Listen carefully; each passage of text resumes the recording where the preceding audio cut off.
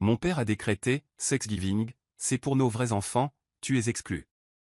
Alors j'ai hoché la tête en silence, je suis parti sans discuter, et j'ai annulé la réservation de la maison de plage à 500 000 $ qui m'appartient et où ils avaient prévu de faire la fête. Bienvenue à tous, mes beautés. Avant de commencer, abonnez-vous et dites-nous en commentaire d'où vous nous regardez. On adore voir cette communauté grandir à travers le monde. L'appel est arrivé un mardi après-midi, alors que je passais en revue des contrats dans mon bureau. La voix de mon père a grésillé dans le haut-parleur, avec ce ton autoritaire familier qui a toujours eu le don de crisper mes épaules. « Maria, il faut qu'on parle de Thanksgiving », a-t-il dit sans s'embarrasser de politesse. Je pouvais entendre la voix de ma mère en arrière-plan, ce chuchotement aigu qu'elle utilisait quand elle voulait avoir l'air inquiète sans l'être vraiment. « Papa, qu'est-ce qu'il y a ?» Je me suis adossé à mon fauteuil en cuir, observant la ligne d'horizon de la ville à travers mes baies vitrées. J'avais travaillé 15 ans pour m'offrir cette vue, ce bureau, cette vie. Ta mère et moi en avons discuté, et nous pensons qu'il vaut mieux que tu ne viennes pas cette fois-ci. Thanksgiving, c'est vraiment pour nos vrais enfants, tu sais? Dylan et Catherine seront là avec leur famille et on ne veut pas de malaise. Les mots m'ont fait l'effet d'une douche glacée. Vrais enfants. J'avais 38 ans, et ces deux mots venaient d'effacer toute mon existence. Pardon, qu'est-ce que tu viens de dire? Ma voix est restée stable, mais mes mains agrippaient les accoudoirs. Allez Maria, tu sais ce que je veux dire. Tu as été adoptée. C'est une fête de famille, et Dylan et Catherine nous ont donné des petits-enfants. De vrais petits-enfants. Nous pensons juste que ce serait plus confortable pour tout le monde si tu prévoyais autre chose. Je pouvais entendre Catherine rire en arrière-plan. Ce rire cruel et cristallin qu'elle avait perfectionné depuis notre adolescence. Ma sœur oh non, leur vraie fille savourait l'instant. Où comptiez-vous fêter ça, exactement, ai-je demandé doucement, mon esprit calculant déjà, planifiant déjà. Dans ta maison de plage, bien sûr. Tu l'as proposé il y a des mois, tu te souviens. Je m'en souvenais. Mon Dieu, comme je m'en souvenais. C'était en juillet, lors de la fête de leur 40e anniversaire de mariage que j'avais payé. Un événement à 20 000 $. Ma mère m'avait prise à part, les larmes aux yeux, me racontant qu'elle avait toujours rêvé d'un Thanksgiving au bord de l'océan. Ça signifierait tellement pour moi, ma chérie, avait-elle dit en me caressant la joue. Tu as cette magnifique maison de plage qui ne sert pas. On pourrait l'utiliser. Toute la famille réunie. J'avais dit oui immédiatement. Comment aurais-je pu refuser? Malgré tout, malgré les pics subtils et les comparaisons constantes avec mes frères et sœurs, ils restaient mes parents. Les gens qui m'avaient élevé depuis mes 3 ans, après la mort de ma mère biologique dans un accident de voiture. Mais là, assise dans mon bureau avec les mots de mon père résonnant dans mes oreilles, j'ai senti quelque chose se fissurer en moi. Pas se briser, se fissurer. Comme un pare-brise frappé par une pierre, une toile d'araignée s'étendant à partir d'un point d'impact unique. La maison de plage. C'est ça. J'ai ouvert mon calendrier, regardant les plans élaborés que j'avais déjà organisés pour Thanksgiving.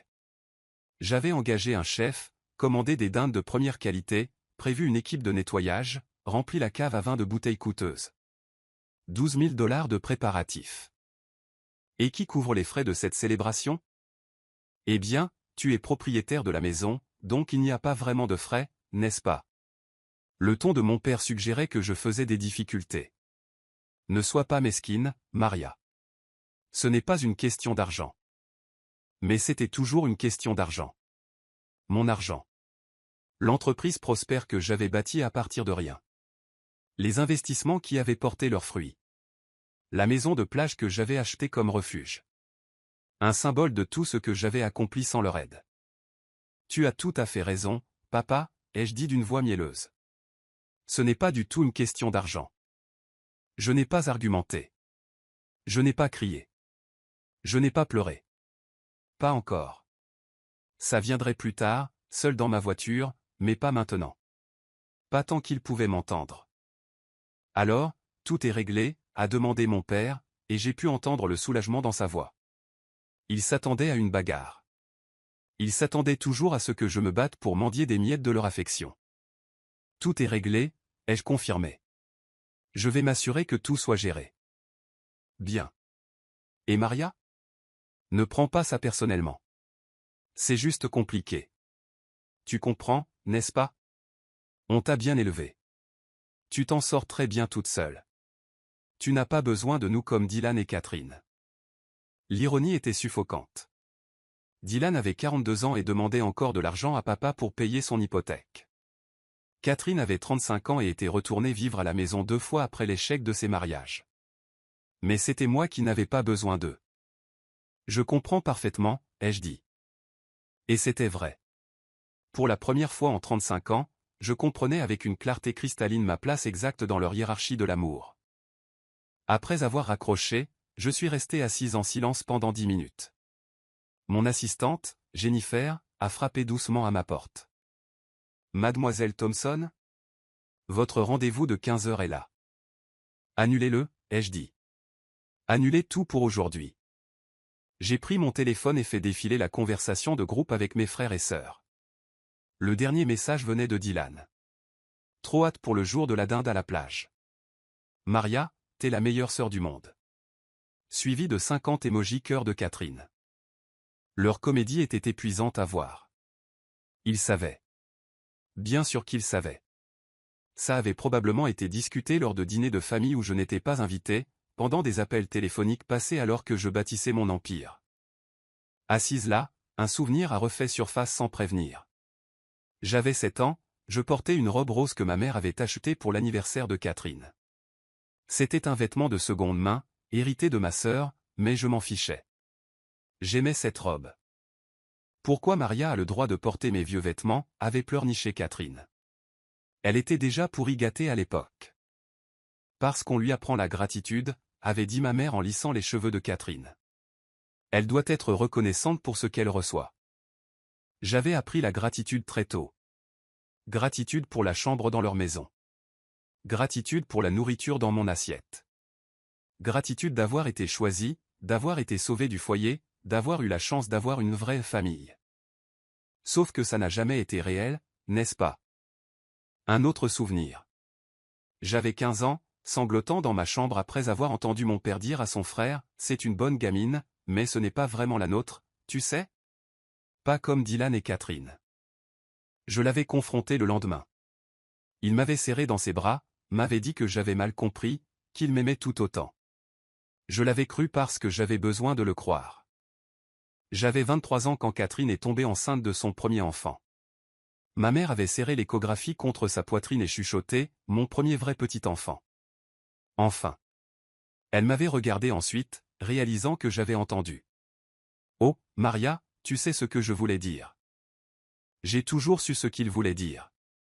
J'avais passé 35 ans à savoir ce qu'il voulait dire et à faire semblant de ne pas comprendre. Mon téléphone a vibré. Un texto de Dylan. « Hey, j'amène 8 personnes au total. Assure-toi qu'il y a assez de place à ta maison de plage. Merci. » 8 personnes. Il avait invité des amis éloignés sans demander. Parce que c'était juste la maison de Maria. L'argent de Maria. Les ressources de Maria. Mais pas la famille de Maria. La maison de plage n'était pas juste une maison. C'était 3 étages de verre et de bois patiné, perchés sur une falaise surplombant l'Atlantique.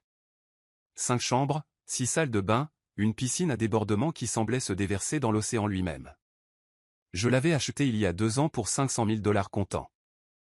J'avais meublé cet endroit lentement, soigneusement. Chaque pièce choisie avec intention. La table à manger pour 12 personnes. J'avais imaginé des dîners de fête là-bas, des rires résonnant sous les plafonds voûtés. J'ai ouvert l'application de gestion immobilière sur mon téléphone. La maison était listée sous le nom retraite de la famille Thompson dans mon portefeuille personnel. J'ai changé le nom en sanctuaire de Maria. Puis j'ai commencé à passer des appels. Premier appel, le chef que j'avais engagé. Pierre, un génie culinaire complet depuis des mois. Pierre, c'est Maria Thompson. Je dois annuler la réservation de Thanksgiving. Mademoiselle Thompson? Mais nous avons déjà commandé les ingrédients spéciaux. Je paierai les frais d'annulation intégraux. Envoyez-moi la facture. Puis-je demander pourquoi? Changement de lieu, ai-je dit calmement. Décision familiale. Deuxième appel, la société de gestion immobilière. Je dois révoquer tous les codes d'accès invités pour la maison de plage. Effectif immédiatement. De nouveaux codes doivent être créés et envoyés uniquement à moi. Même les codes familiaux que vous avez configurés? Surtout ceux-là. Troisième appel, le service de nettoyage. Annulé. La livraison de vin. Annulé. Le fleuriste. Annulé. Quatrième appel, mon avocat, David Lawson. Nous avions fait nos études de droit ensemble. Il était cher, brillant, et surtout, il comprenait exactement qui j'étais. David, j'ai besoin que tu rédiges quelque chose pour moi. Quel genre de chose? Une lettre. Très professionnelle. Informant ma famille que la maison de plage ne sera pas disponible pour leur usage à Thanksgiving ni à aucune autre occasion à l'avenir. Pas d'explication nécessaire. Juste une simple notification. Maria, qu'est-ce qui s'est passé? Ils m'ont désinvité de Thanksgiving dans ma propre propriété parce que je ne suis pas leur vrai enfant. Les mots avaient un goût de cendre. Je t'envoie ça dans 1 heure, a-t-il dit doucement. Et Maria? Bien joué. La lettre de David est arrivée 52 minutes plus tard. Elle était parfaite. Froide, professionnelle, juridiquement inattaquable. Toute tentative d'accès à la propriété serait considérée comme une violation de domicile. Je l'ai lu 3 fois. C'était le moment. Le moment où je me choisissais moi-même plutôt que le fantasme d'être accepté par eux. J'ai appuyé sur envoyer. À mes parents, Dylan et Catherine. Tous en même temps. Puis j'ai éteint mon téléphone. Le coucher de soleil était spectaculaire ce soir-là. J'ai conduit jusqu'à la maison de plage, entrant dans ce sanctuaire qu'ils ne verraient jamais.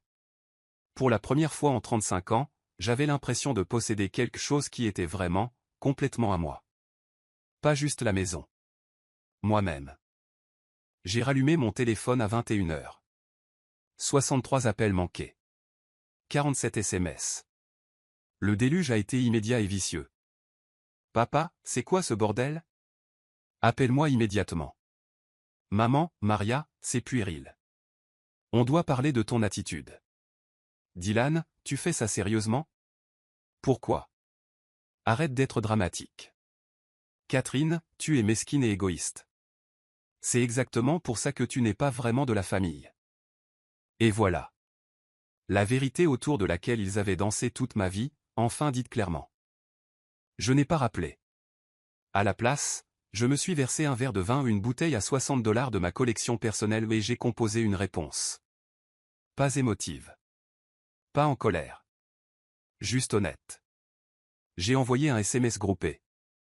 Papa m'a dit que Thanksgiving était pour vos vrais enfants et que je devais faire d'autres projets. Je respecte cette limite. La maison de plage est la mienne, achetée avec mon argent, et je ne la mets plus à la disposition de gens qui ne me considèrent pas comme leur vraie famille. J'espère que vous passerez de merveilleuses fêtes avec vos vrais enfants. J'ai ajouté, PS. Les $12 000 que j'ai dépensés pour les préparatifs ont été donnés à des associations de placement familial. Des enfants qui apprécieront peut-être d'être choisis. J'ai envoyé et bloqué tous leurs numéros. Le silence qui a suivi était assourdissant et libérateur. Mais Jennifer, mon assistante, m'a appelé 30 minutes plus tard. Mademoiselle Thompson, votre mère est dans le hall. Elle exige de vous voir. La sécurité demande s'ils doivent la faire monter ou l'escorter dehors. Escortez-la dehors. Si elle refuse, ils peuvent appeler la police pour intrusion. Vous êtes sûr? J'ai pensé à la petite fille de 7 ans dans sa robe héritée. À l'adolescente de 15 ans pleurant sur les mots de son père. Je n'ai jamais été aussi sûr de quoi que ce soit. Jeudi matin, ma mère a envoyé un long email. Pas d'excuses, jamais ça. C'était un cours magistral de manipulation. Maria, nous sommes très blessés par ta réaction excessive. Nous t'avons tout donné. Un foyer, une éducation. C'est comme ça que tu nous remercies? En abandonnant ta famille pour un simple malentendu? Les gens posent des questions. Ça nous fait tous passer pour des méchants. S'il te plaît, reconsidère. On peut encore fêter Thanksgiving à la plage si tu t'excuses. Si je m'excuse. L'audace était presque impressionnante. Le jour de Thanksgiving est arrivé, froid et gris. J'ai passé la matinée à la maison de plage, seul par choix plutôt que par exil. J'ai cuisiné pour moi-même. Rien de chic, juste de la nourriture réconfortante. Macaroni au fromage, poulet rôti. De la nourriture qui avait le goût du soin, pas de l'obligation. Pendant ce temps, selon un ami commun, ma famille avait dû se rabattre sur la maison de Dylan. Son modeste 3 pièces déjà hypothéqué jusqu'au cou. C'était serré. Ma mère n'arrêtait pas de se plaindre que ce n'était pas pareil. Mon père avait l'air diminué. Comme s'il avait perdu quelque chose dont il ignorait la valeur jusqu'à ce qu'elle disparaisse. Tant mieux, ai-je pensé sauvagement. Qu'il ressente la perte. Décembre a apporté des conséquences qu'il n'avait pas anticipées. Mon père a appelé mon nouveau numéro. Maria, s'il te plaît. On doit parler de Noël. Ta mère est dévastée. La famille s'effondre. Dylan et Catherine se parlent à peine. On ne peut pas juste arranger ça? J'ai ri. J'ai vraiment ri. Arranger quoi, exactement? Le fait que tu ne me considères pas comme ta vraie fille? Ce n'est pas quelque chose que tu as dit sous le coup de la colère, papa. C'est quelque chose que tu as toujours cru. Tu l'as juste enfin dit à haute voix. J'étais frustré, a-t-il fini par dire. Les mots sont mal sortis. Non. Les mots sont sortis honnêtes. Savais-tu que je vous envoie à tous les deux $2000 par mois depuis 3 ans? Pour aider avec votre retraite. J'ai fait ça parce que je vous aimais. Mais ça s'arrête aujourd'hui. Laissez vos vrais enfants s'occuper de vous. J'ai raccroché. Janvier est arrivé avec des révélations inattendues. J'ai reçu un appel d'une avocate inconnue, Christine, représentant la succession de ma mère biologique. Ma mère est morte il y a 35 ans, ai-je dit. Oui. Mais votre grand-mère maternelle est décédée il y a 3 mois. En réglant sa succession, nous avons découvert des documents. Votre mère avait un fonds fiduciaire. À sa mort, il devait vous être transféré à vos 35 ans. La pièce a tourné. J'ai 38 ans. Exactement. Les Thompson ont été nommés administrateurs. Ils étaient légalement obligés de vous informer. Ils ne l'ont pas fait. Nous parlons d'environ 1,2 million de dollars, plus les intérêts. Je ne pouvais plus respirer. Ils savaient. Ils savaient depuis 35 ans. Mademoiselle Thompson, je crois que nous avons des motifs pour un procès important. C'est du vol, de la fraude. J'ai appelé David. En une semaine, nous avions le tableau complet. Ma mère venait d'une vieille famille riche. Elle avait mis en place ce fonds pour s'assurer que je ne manquerais de rien. Les Thompson avaient utilisé cet argent. Ils avaient payé leur maison, financé les entreprises ratées de Dylan, acheté les voitures de Catherine, payé ses 2 mariages. Mon argent, l'amour de ma mère pour moi, converti en outil pour leur vrai enfant. Je n'avais pas été adopté par amour. J'avais été adopté pour l'accès à mon héritage. Qu'est-ce que tu veux faire? A demandé David doucement. J'ai pensé à ma mère, jeune, effrayée et mourante, écrivant des lettres à une fille qu'elle ne verrait jamais grandir. Je veux les détruire, ai-je dit. Le procès fut brutal et public. Les infos locales s'en sont emparées, une famille locale accusée d'avoir volé l'héritage de sa fille adoptiva. Je ne me suis pas caché. J'ai raconté mon histoire. Les lettres de ma mère biologique ont été lues au tribunal. 27 lettres. Ma douce Maria. J'espère que ceux qui t'élèveront te diront chaque jour que tu es choisi, que tu es désiré, que tu es aimé. Tu es réel. Tu es à moi. Les Thompson ont tout perdu. La maison qu'ils avaient payée avec mon argent a été saisie. Dylan et Catherine, qui avaient bénéficié des fonds volés, ont été nommés co-accusés. J'ai gagné. 1,2 million restitués, plus les dommages et intérêts. Plus de 2 millions au total. Mais l'argent n'était pas la victoire. La victoire, c'était de me tenir dans ce tribunal, de regarder le visage de mon père alors que le juge lisait le verdict, et de ne rien ressentir. Pas de satisfaction. Pas de vengeance. Juste la certitude tranquille que je m'étais enfin choisi moi-même. Je ne leur ai plus jamais parlé. Ils ont essayé, bien sûr. Des excuses, maintenant que la vérité était publique. Mais les excuses ne valent rien quand elles n'arrivent qu'après la défaite.